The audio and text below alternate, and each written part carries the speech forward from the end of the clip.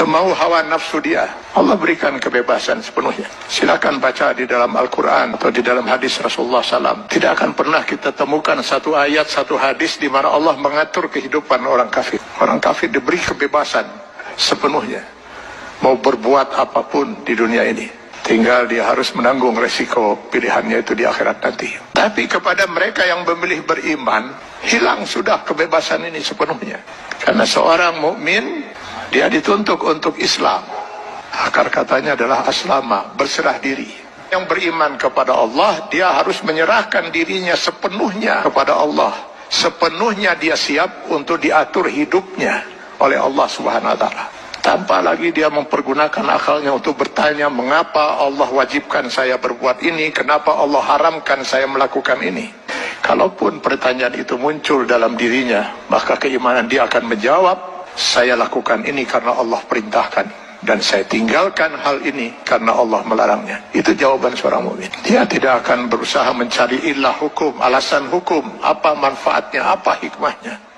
Karena keimanannya akan mengatakan, semua yang diperintahkan Allah pasti ada manfaatnya, dimengerti atau tidak dimengerti oleh akal dia. Semua yang dilarang Allah pasti ada mudaratnya. 14 abad umat Islam tidak pernah mengerti bahwa dalam daging babi itu terdapat cacing pita. Cacing pita baru ditemukan di akhir abad 18 Masehi. Apakah umat Islam selama 14 abad itu makan daging babi? Tidak.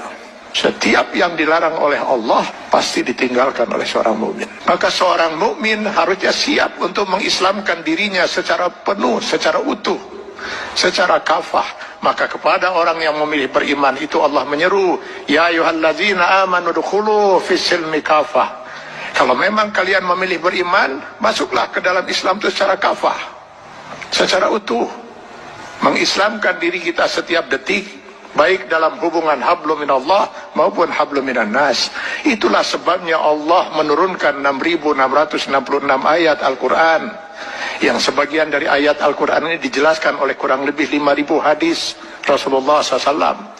Kenapa harus Allah turunkan ribuan ayat Al-Quran dan ribuan hadis ini? Karena yang mau diatur hidup seorang mukmin itu bukan hanya sekedar sholat, saum, zakat, haji saja. Seluruh kehidupan dia per detik, mulai dari masuk WC, keluar WC, sampai mengatur kehidupan bermasyarakat, bernegara. Ini kalau dia mau milih beriman. Kalau tidak mau diatur hidupnya, jangan milih beriman, milih kafir. Pada orang-orang yang berfaham sekularisme, liberalisme, yang ingin memisahkan agama dari kehidupan, saya sering mengatakan, kenapa repot-repot harus menolak sebagian aturan Allah? Pilih kafir, Anda bebas sebebas-bebas.